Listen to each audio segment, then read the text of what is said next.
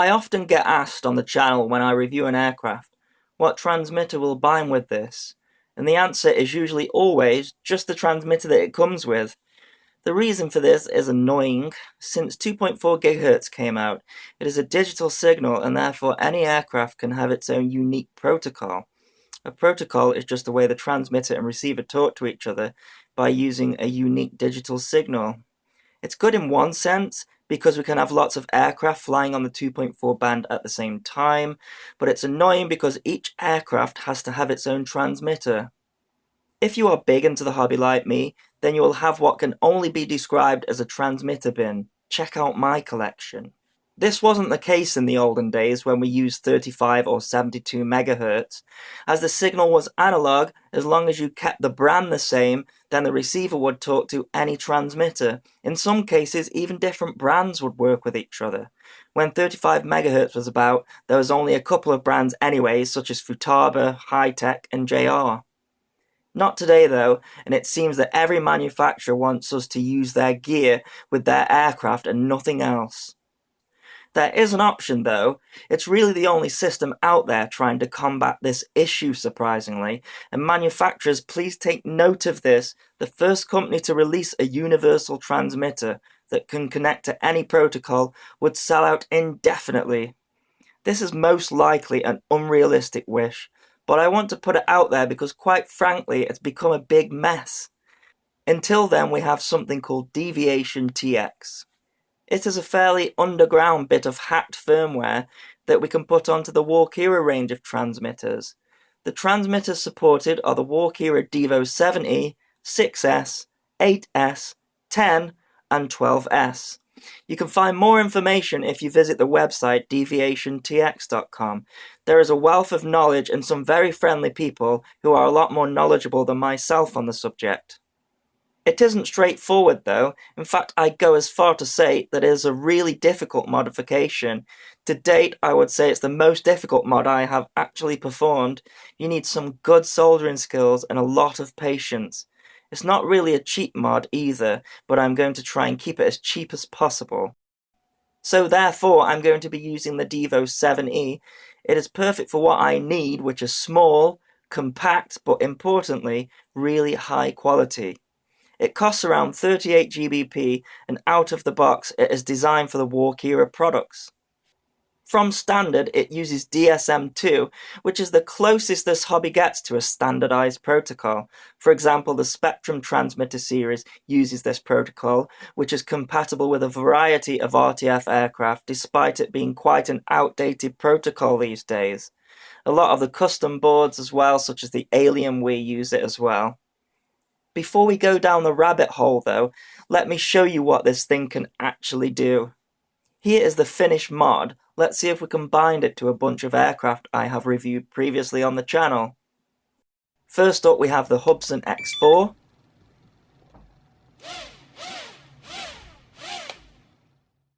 Next we have the Cyma X5C.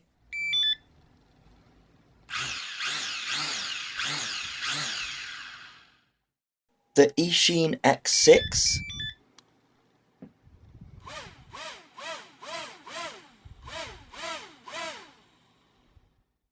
the MJX 901,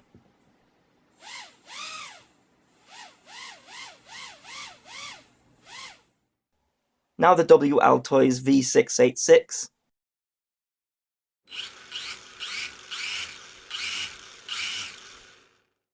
and finally the WL Toys V666.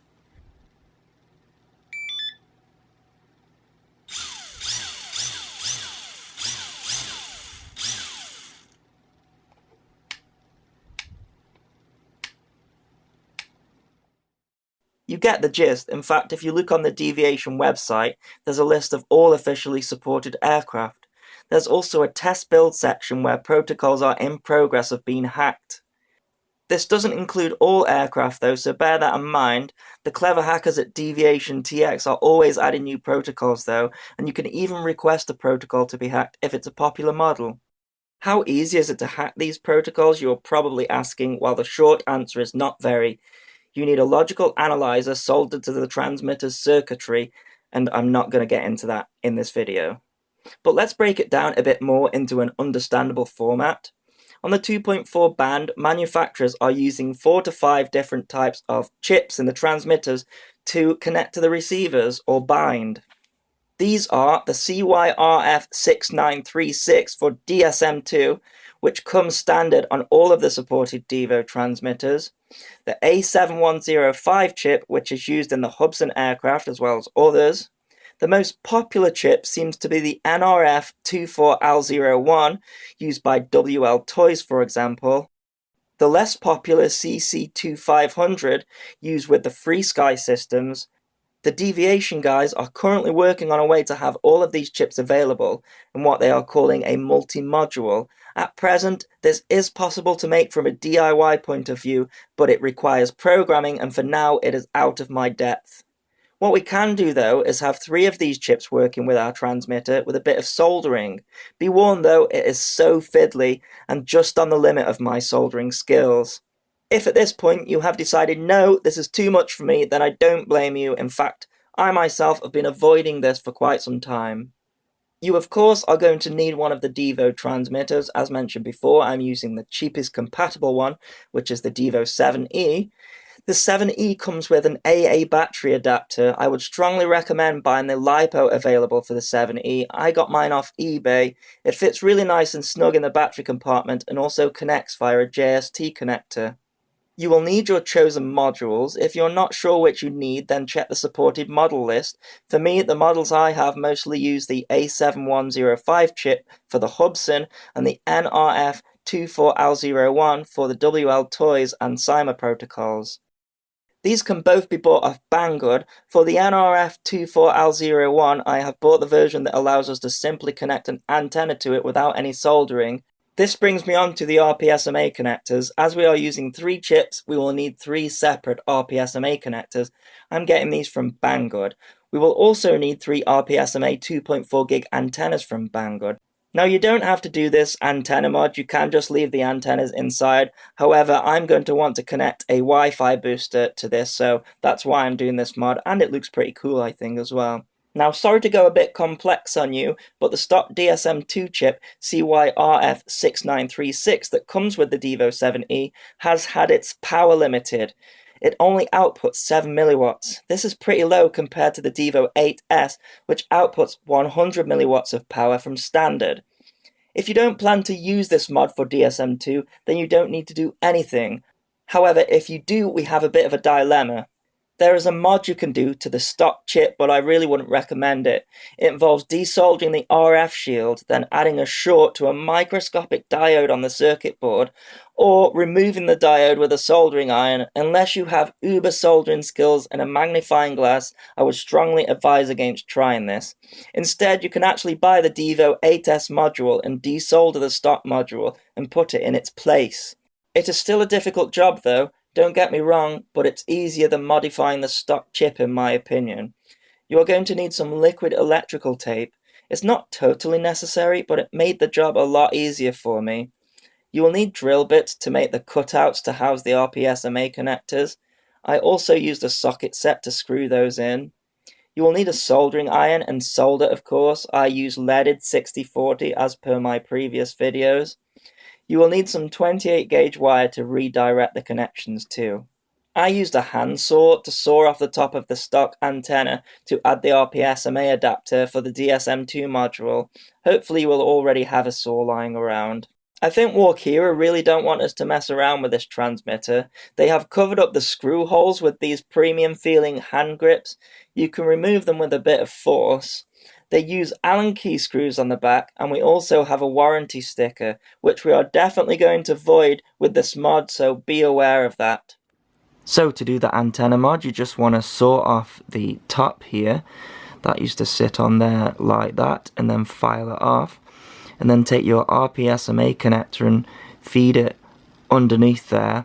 You've got a screw that goes on the top, but also a washer. Make sure you put the washer underneath, otherwise this will spin around when you put your antenna in. Now for the 2 RPSMA connectors for the other 2 modules, I drilled into the casing here. That's the front casing, just to keep it all neat and as one unit. so drill through from the inside so it doesn't make a mess. And then on these ones I found that if you put the washer on this side with the claws facing inwards, then your antenna won't move when you twist it on either. And of course these two here connect into your two RF modules. You can put them here as well if you like, but you can see we've got some options to add 2 extra switches if you wish to do that. I'm not going to cover that in this video though. To remove the stock chip, you're going to need a solder sucker. I have used one on the channel before. You can get them pretty cheap off eBay. You need to desolder the 3 pads holding the chip to the transmitter and also the 7 solder pads which the board connects to. I found this a pretty hard task. I mixed in my leaded solder so that it melted at a lower temperature. Once the stock module has been removed, we are ready to add our additional modules. Now, I'm not going to film every solder joint, as that would take absolutely hours. Instead, I'm going to show you the resources that I use to make the connections. I used HatMod's pictures, which clearly show the NRF24L01 connections in comparison to what you need to connect it to on the Devo TX. I also used this Chinese website to show the connections for the A7105 chip. All you need to do is connect the colours of the dots on the RF chip to the colours on the transmitter for both of these modules. As you can see, the 2 chips share some of the same pins, so I cut lengths of wire and then twisted them together for the ones that shared the same pins. I then soldered these as one to the transmitter to eradicate any difficulty. I then connected these wires to the modules as described on the website. The only thing different you need to do is regarding the TMS plug and the TCK plug. As mentioned before, we are using 3 RF modules in total. In order to use them all at the same time, one of the extra modules has to have its SCS output to the TMS plug and the other extra module to the TCK plug. We then choose later in the software which goes where. The NRF24L01 module I have bought comes with a handy bullet connector which will connect direct to our antenna without any soldering. That's not the case for the A7105 chip, however, and it does require some work. I cut the end of our RPSMA antenna off and stripped the coax so that we have the ground outer casing and the signal wire in its plastic coating. The signal wire gingerly solders to the middle pin of the RF chip, and the outer ground cable I have split into 2, which gives some nice support for the signal wire, and those 2 are soldered either side. I then covered this in liquid electrical tape to avoid any movement. Once we have this soldered up, this brings me neatly onto the transmitter's firmware. I found it's good to install the Deviation TX firmware at this point because we can see if our 2 modules are working before we install our final module, which is really difficult to remove if the others aren't working. The first thing we need to do is install the driver on your computer so that we can flash the firmware. You will need to download Defuse version 2.0. It's hard to get hold of these days. Walkera has removed it from their website, so do a search on the Deviationtx forum and it will get you to it. You will need to extract it using WinZip or WinRAR. Install the exe file contained in that. Before we can use the firmware flashing tool, we have to manually install the USB driver as well. Open the flap on the side of the transmitter and plug in the USB lead to the computer. Turn on the transmitter while holding down the exit key. This sends the TX into programming mode. Navigate to your device manager and you should see an unrecognized device called STM32DFU.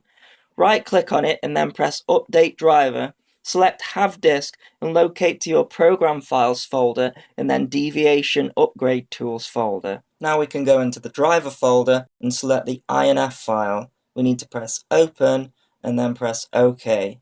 Now we need to press Next, and that is going to install the USB driver onto our computer. We can now press Close. Once that's done, we can navigate to the Deviation TX website and grab the latest firmware of our Devo 7E.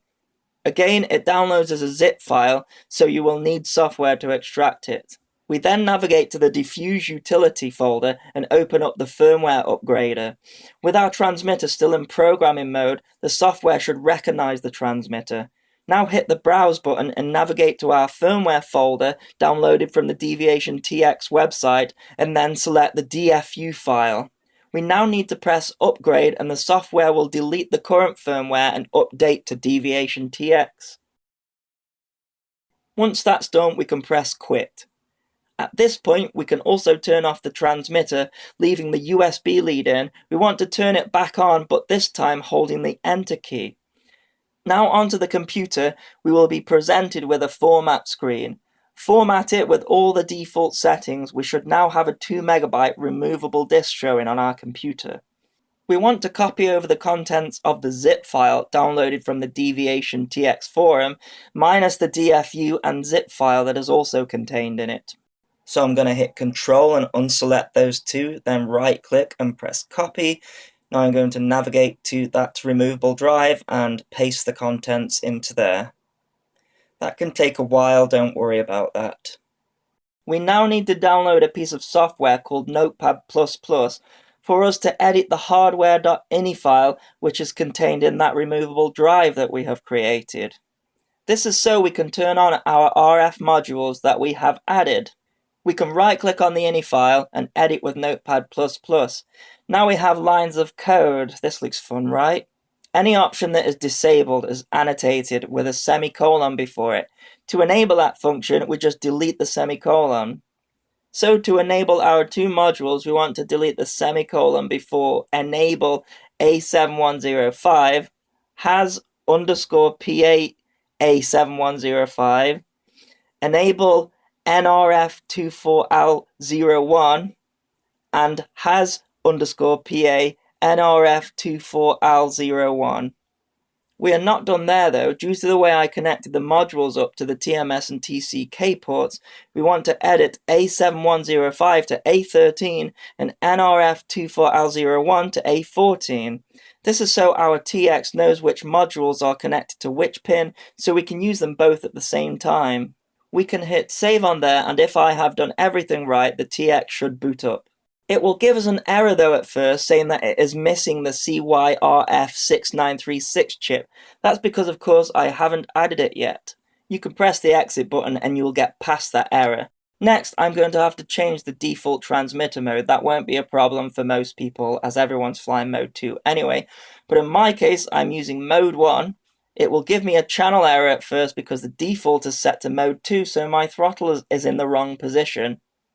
The menus are a little fiddly in the transmitter as I'm used to using the Taranis, but actually they work in a similar way to the Taranis, which is quite intuitive, so I can navigate to the transmitter menu and change the stick mode to mode 1. Now I will buy my aircraft that I know use both of the chips to see if the mod has worked.